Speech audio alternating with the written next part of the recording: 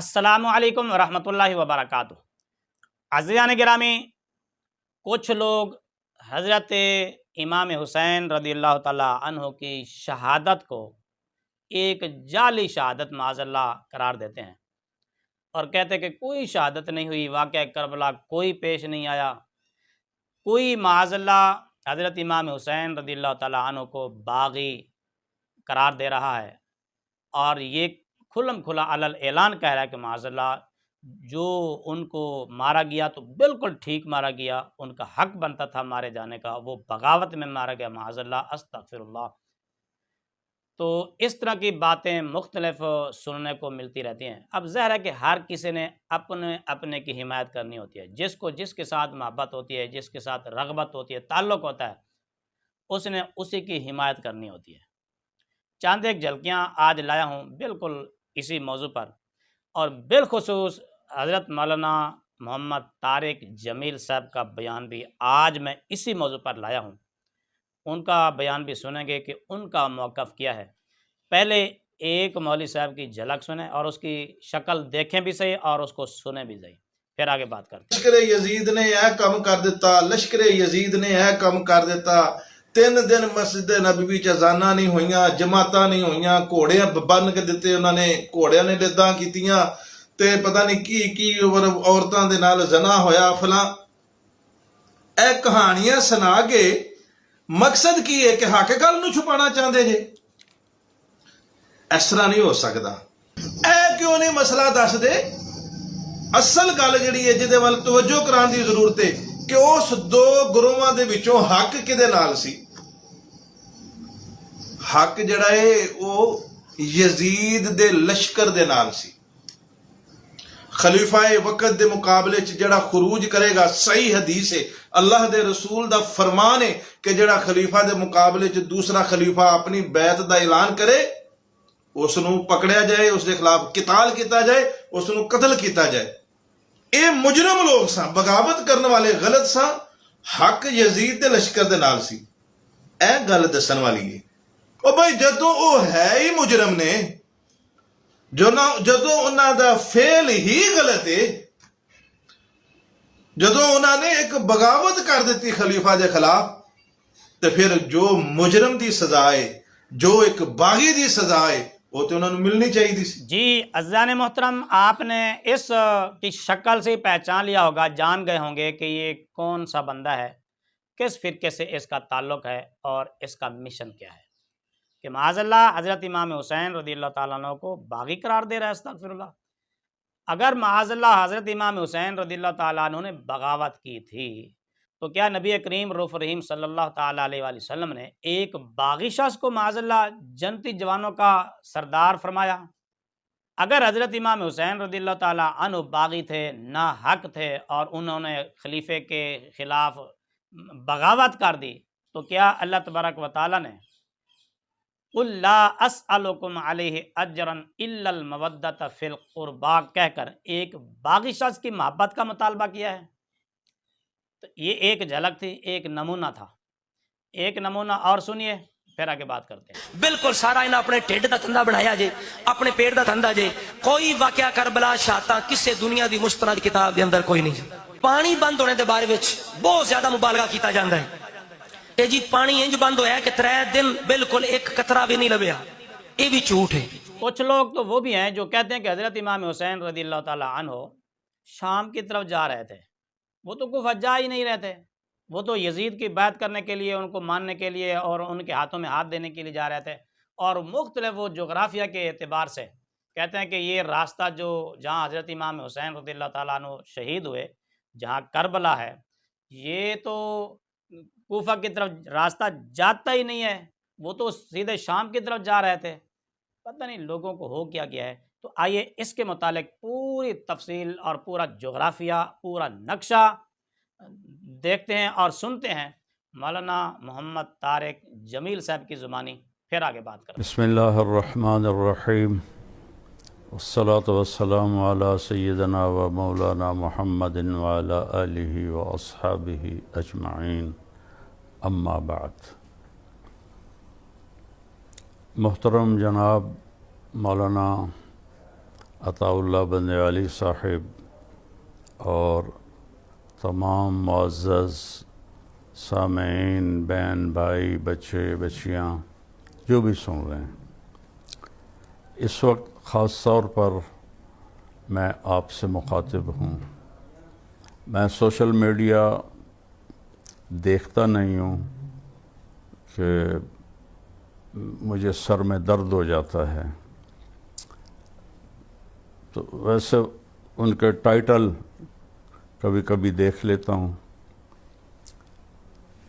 آج میں نے ایک ٹائٹل دیکھا جو جناب کی طرف سے لگا ہوا تھا کہ کربلا میں کوئی جنگ نہیں ہوئی، تو اس پہ میں ذرا حیران ہوا، ششدر ہوا، تو میں نے اس کو، وہ تھا بھی 8 منٹ کا، تو وہ میں نے سارا سنا، جس میں آپ نے ایک تو جمہور امت سے ہٹ کے بات کی کہ کربلا میں کوئی جنگیں نہیں ہوئی، بلکہ وہ جو کوفی ان کے ساتھ تھے انہوں نے ان کو قتل کر دیا۔ دوسری بات آپ نے فرمائی کہ کربلا تو کوفے کے راستے میں آتا ہی نہیں، کربلا دمشق کے راستے میں آتا ہے۔ تو یہ میں نے دونوں نقشے گوگل سے نکلوا کر ان کو بڑا کر کے آپ کی خدمت میں پیش کیے ہیں۔ نہ میرا ارادہ کوئی مناظرے کا ہے اور نہ ہی میں نے کبھی یہ اسلوب سیکھا ہے، صرف اپنی معلومات آپ تک پہنچانے کے لیے، منوانے کے لیے بھی نہیں، قائل کرنے کے لیے بھی نہیں، لیکن اہل بیت سے جو میرا ایک تعلق جڑا ہوا ہے اور اللہ نے مجھے ان کی ایک محبت دی ہے۔ میری ماں بھی اہل بیت میں سے ہے، باپ میرا راجپوت ہے، تو میں پچھلے 30 سال سے ان کے نغمے گا رہا ہوں۔ جب بھی محرم آتا ہے تو میں آپ کے صرف وہ عنوان دیکھتا ہوں جس میں آپ یزید کا بڑا دفاع فرما رہے ہوتے ہیں اور کربلا کے واقعہ کی شکل بالکل تبدیل فرما رہے ہوتے ہیں، جو کسی مستند کتاب میں نہیں ہے۔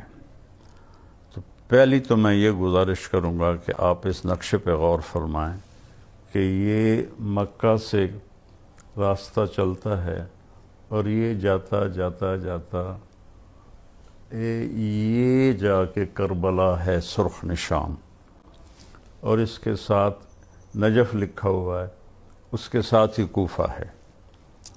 تو جو دمشق کا راستہ ہے، آپ نے فرمایا کہ کربلا دمشق کے راستے میں آتا ہے، تو اس سے مجھے تھوڑا سا اندازہ ہوا کہ جغرافیہ کی معلومات آپ کی کچھ صحیح نہیں ہیں، اس لیے میں نے یہ نقشہ مکے سے دمشق کا راستہ بتایا ہے، جو اوپر جا کر وہ آخر میں سرخ نشان ہے دمشق کا۔ تو اس میں کہیں بھی راستے میں کسی جگہ پر بھی کربلا نہیں آتا۔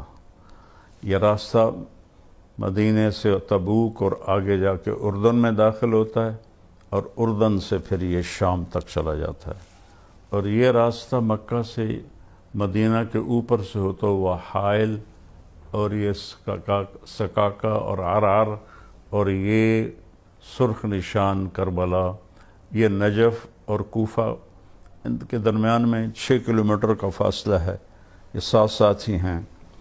تو ایک تو یہ آپ کی خدمت میں گزارش کرنی تھی کہ یہ آپ کی معلومات غلط ہیں کہ کربلا کوفہ کے راستے میں آتا ہی نہیں۔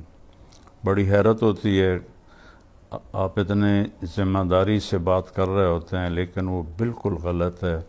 آپ خود نقشہ اٹھا کے دیکھیں، میرا حاشا وکلا کوئی مقصد تنقید نہیں ہے۔ ان اريد الا الاصلاح ما استطعت وما توفیقی الا باللہ علیہ توکلت والیہ انیب۔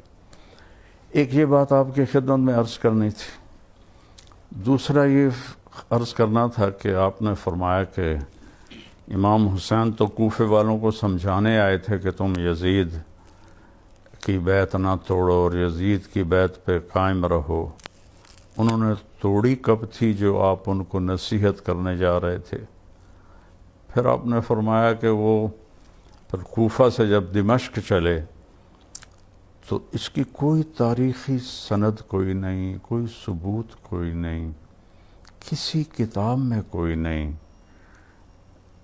کسی ذمہ دار عالم نے، مورخ نے، محدث نے یہ بات ذکر نہیں کی کہ آپ کو تو کربلا سے آگے جانے ہی نہیں دیا گیا، وہیں ذبح کر دیا گیا، تو وہ کوفہ کیسے پہنچ گئے؟ پھر کوفہ سے وہ دمشق جانے لگے تو ان کوفیوں نے سوچا یہ تو ہمارے خط جا کے یزید کو دکھا دے گا، وہ تو ہمیں قتل کرا دے گا، تو انہوں نے سب کو کاٹ دیا اور ان کو قتل کر دیا. جنگ تو ہوئی نہیں. تو پھر یہ جو 1400 سال سے وہاں سب کے مزارات ہیں، سب کی قبور ہیں، اس کو جھٹلائیں، سارے مورخین کو جھٹلائیں. آپ جس حوالے سے بات فرما رہے ہیں وہ حوالہ کون سا ہے؟ پھر اگلی بات آپ فرماتے ہیں کہ یہ واقعہ کربلا ابو مخنف لوط بن یحییٰ کی ساری داستان ہے اور وہ کذاب ہے. میں بھی کہتا ہوں کذاب ہے، متروک ہے. تو جب وہ اس سارے واقعے کا راوی ہے تو پھر تو اس کی کسی چیز سے آپ استدلال نہیں فرما سکتے. لیکن آپ امام حسین علیہ السلام کی 3 شرطوں پر اتنا آپ زور سے بولتے ہیں. وہ بھی تو ابو مخنف کی روایت ہے، اسی کذاب کی روایت ہے.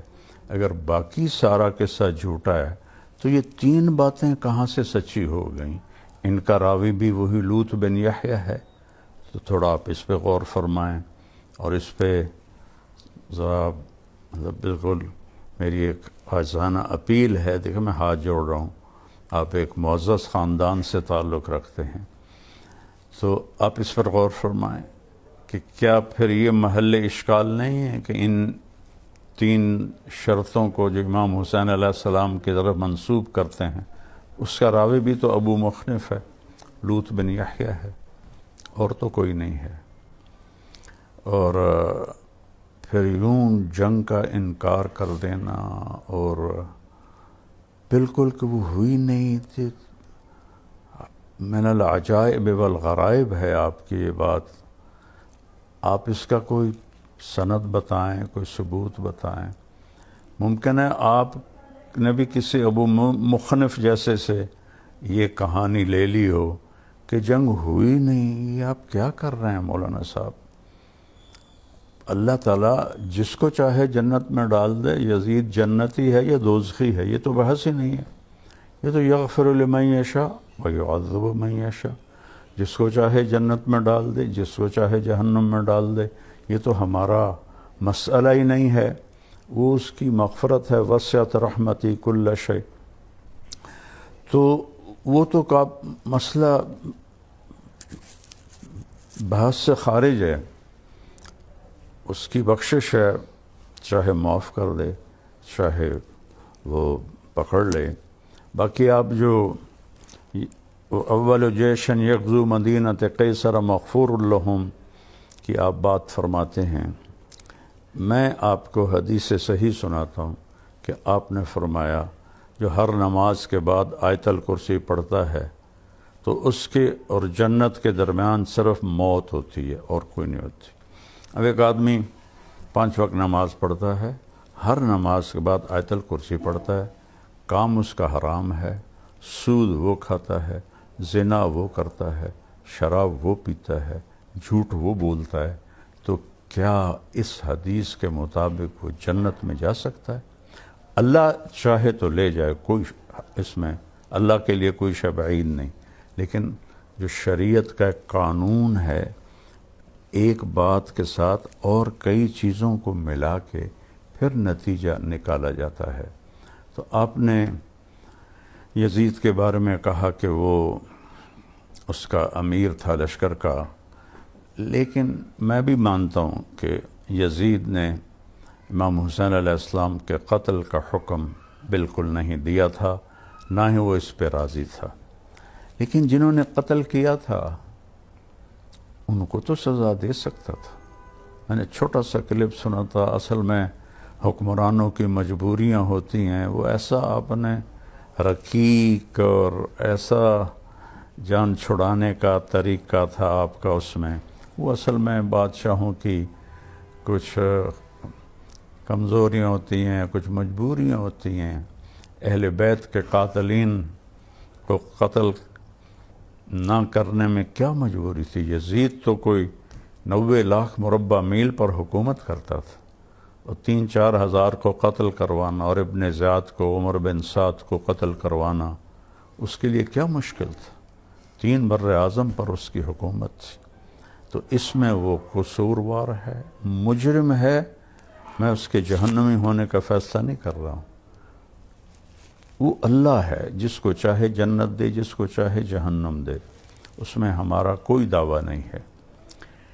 پھر جو واقعہ آپ اس کا بھی انکار کرتے ہیں، کیسی عجیب بات ہے، ہنسی آتی ہے کہ لگتا ہے تاریخ آپ نے پڑھی کوئی نہیں ہے۔ میں تاریخ کا طالب علم ہوں، میں 40 سال سے تاریخ پڑھ رہا ہوں۔ جب میں اسکول پڑھتا تھا میں نے وہاں سے تاریخ شروع کی تھی، پھر عربی کی تاریخ ساری اللہ نے مجھے پڑھنے کی توفیق دی۔ تو واقعہ حرہ کو بھی آپ تعویل کر دیتے ہیں، کمال آپ کی بادشاہی ہے، شہنشاہی ہے۔ اہل مدینہ کو یا اللہ جو تنگ کرے اس کو اس طرح ختم کر دے جیسے پانی میں نمک گھل کے ختم ہو جاتا ہے، اور جو ان کو ڈرائے اس کو تو ڈرا۔ تو اس کمبخت نے تو 3 دن مدینے کو حلال کر دیا، اور مسلم بن عقبہ مری اس خبیث نے صحابہ کی اولاد کو قتل کیا، صحابہ کو قتل کیا۔ ساری بڑی کہ اس واقعہ حرہ تو ابو مخنف نے بیان نہیں کیا، واقعہ حرہ تو لوط بن یحییٰ نے بیان نہیں کیا، واقعہ حرہ تو محدثین نے، مورخین نے بیان کیا۔ آپ اس میں بھی ڈنڈی مار جاتے ہیں اور تعویل کر جاتے ہیں۔ کتنے بڑے صحابہ اس نے قتل کیے، اور کتنے صحابہ کی اولاد قتل۔ آج تک وہاں جنت البقیع میں حرہ کے شہداء کی جگہ بنی پڑی ہے، جو صدیوں سے اس بات کا ثبوت دے رہی ہے۔ باقی جو مزاج یار میں آئے اس کو تو میں نہیں روک سکتا۔ اور مسلم بن عقبہ مری یہ خبیث بوڑھا تھا، جب یہ مدینہ سے نکلا، مکے پر کیا حکم تھا یزید صاحب کا کہ پہلے مدینے کو تاراج کرو، 3 دن حلال ہے، پھر مکے کو جا کے برباد کرو۔ یہ ہیں آپ کے آئیڈیل ہر دل عزیز یزید۔ ہم آپ تو پنجابی لوگ ہیں، عمر بن عبدالعزیز تو بنو امیہ میں سے تھے، ان کے سامنے کسی نے یزید کو امیر المومنین کہا تو عمر بن عبدالعزیز نے وہیں کھڑے اس کو 20 کوڑے لگوائے کہ ایک ظالم کو تو امیر المومنین کہتا ہے۔ تو جب وہ مدینہ سے نکلا تو ذوالحلیفہ جا کے مر گیا، اور اس کے آخری الفاظ تھے کہ یا اللہ، کلمے کے بعد میرے پاس بخشش کا سب سے بڑا عمل مدینے والوں کا قتل ہے۔ یہ اس خبیث کے الفاظ تھے۔ وہ مر گیا، انہوں نے وہاں دفن کیا حسین بن نمیر، حسین سعد کے ساتھ۔ بن نمیر کو امیر بنا کے یہ عبداللہ بن زبیر کے ساتھ لڑائی کے لیے چل پڑے۔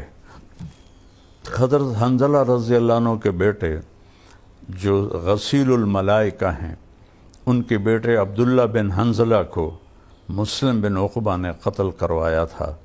تو ان کی باندی نے مدینے والوں سے کہا کہ میں نے یہ منت مانی تھی کہ اگر اللہ مجھے اس کی لاش پہ قابو دے گا تو میں اس کو سولی پہ لٹکاؤں گی، تو تم سب چلو میرے ساتھ اور اس کی لاش نکال کے سولی پہ لٹکاؤ۔ اب البدایہ والنہایہ میں آپ اس کو پڑھ لیں گے، تفصیل موجود ہے۔ مدینہ تو پہلے ہی رو رہا تھا، سارے پہنچے اور اس کی قبر کی کھدائی شروع کی۔ جو ہی مٹی ہٹا کے صاف کی تو اس کی میت زمین پر تھی اور یہاں سے لے کر قبر کے کناروں تک اس کی قبر انگاروں سے بھری ہوئی تھی، اور اس میں اس طرح پڑا ہوا تھا جیسے آگ کے اندر لوہے کی سلاخ سرخ ہو کر پڑی ہوتی ہے۔ یہ اس کا انجام ہوا۔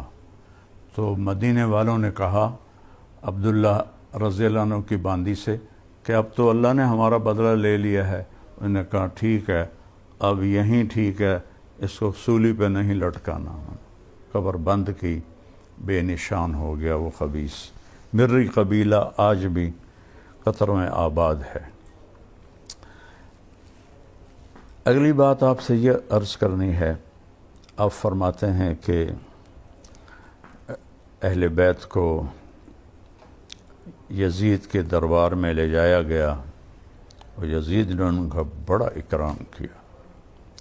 حضرت زینب کے جو وہاں خطبات ہیں تھوڑا وہ پڑھ لیں تو آپ کو اندازہ ہو جائے گا، میں اس میں نہیں جاتا۔ آپ نے فرمایا کہ اس کے بعد جو حضرت زینب تھی رضی اللہ عنہا وہ دمشق میں ہی ٹھہر گئیں، قافلے کے ساتھ نہیں گئیں۔ میرے پیارے مولانا کہیں مجھے دکھا دیں، عقل نہیں مانتی کہ ایک مظلوم قافلہ لٹا پٹا 72 جن کے نفوس اور 17 اہل بیت جن کے سامنے ان کی گردنیں کٹیں، ان کی جو سردار تھیں اب حضرت زینب تھیں، وہ تو دمشق میں رہ جائیں اور باقی قافلہ بچیوں کا اور امام زین العابدین بیمار کا وہ مدینے چلا جائے۔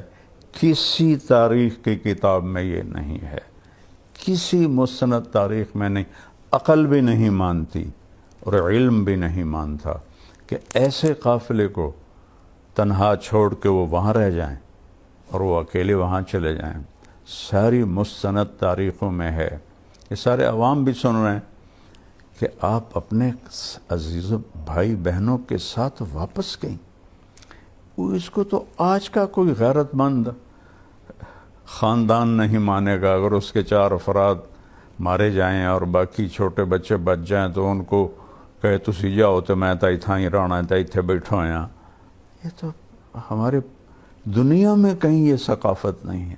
آپ اس کو حضرت سیدہ زینب کے ساتھ جوڑتے ہیں، ان پر بہتان لگاتے ہیں آپ۔ وہ واپس گئی ہیں۔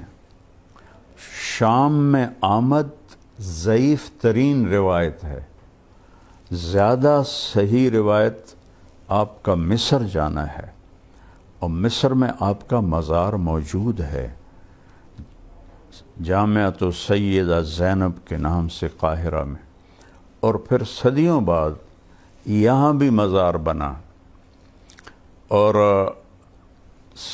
دمشق میں آپ کی تدفین ضعیف تاریخی روایت ہے، اور قاہرہ میں مصر میں مضبوط تاریخی روایت ہے۔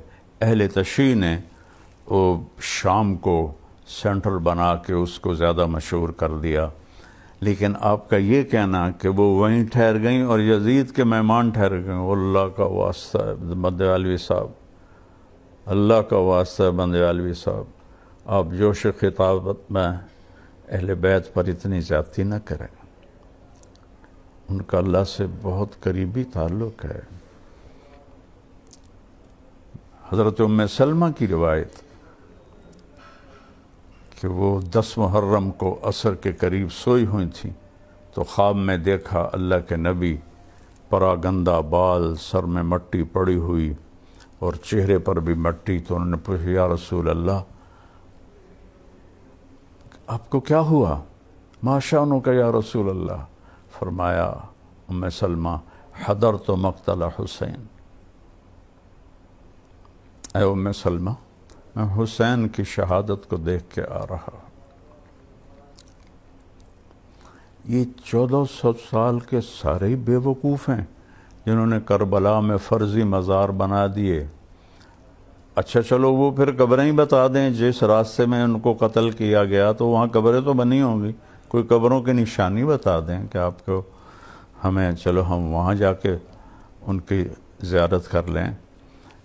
تو یعنی اتنی خلق کو جھٹلا کے اور ایک اتنی رقیق اور ہلکی بات کرنا یہ کسی بڑے عالم کو زیب نہیں دیتا حضرت صاحب.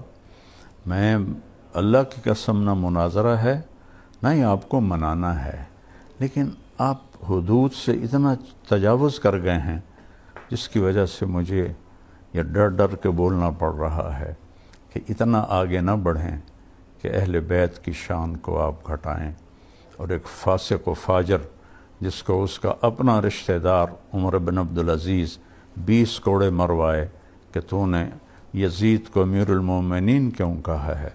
باقی جنت دوزخ کا فیصلہ اللہ نے کرنا ہے. یا بنی اسرائیل کے 100 آدمیوں کے قاتل کو معاف کر دیا، اس کو طوائف کو پیاسے کتے کو پانی پلانے پر معاف کر دیا، تو اس کی مغفرت تو ایک اور چیز ہے.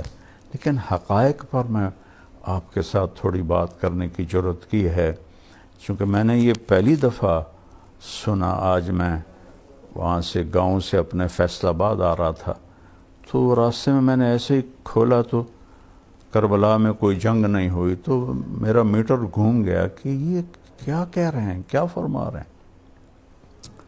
14 صدی کی تاریخ کو جھٹلا رہے ہیں، اور سارے کروڑوں لوگ وہ اندھے بھی ہیں، بے وقوف بھی ہیں، ان پڑھ بھی ہیں، اور صرف آپ کے پاس سے ہے یہ روایت ہے. تو اب ان امام حسین کی 3 شرطوں کو کیوں دلیل بناتے ہیں؟ وہ تو ابو مخنف کی روایت ہے، لوط بن یحییٰ جس کو آپ پہلے کذاب کہتے ہیں، پھر اسی کی آپ لے کر اور آگے لوگوں کو بندیالوی یوں کہہ رہا ہے اور بندیالوی یوں کہہ رہا ہے. ایسے بڑے بول سے بچنا چاہیے. اللہ کو عاجزی پسند ہے، اللہ کو عجب پسند نہیں ہے. تو سیدہ زینب کا یزید کے پاس مہمان بن کے ٹھہرنا، یار حیرت کی بات ہے. یہ ہو سکتا ہے؟ یہ کیسے ممکن ہے کہ وہ یزید کی مہمان بن گئی؟ اور یزید تو کم بخت اس کی 64 ہجری میں مر گیا، 61 میں وہ بنا تھا، 60 میں، اور 64 میں مر گیا 37 سال کی عمر میں. تو حضرت سیدہ زینب تو بہت بعد تک وہاں رہی ہیں، اگر رہی ہیں. اصل صحیح روایت مصر کی ہے، یہ شام کی روایت اہل تشیع کی ہے. تو لہٰذا بس یہ چند گزارشات تھیں. آپ برائے مہربانی جس کو اونچا کریں، جس کو نیچا کریں، آپ کو اختیار ہے.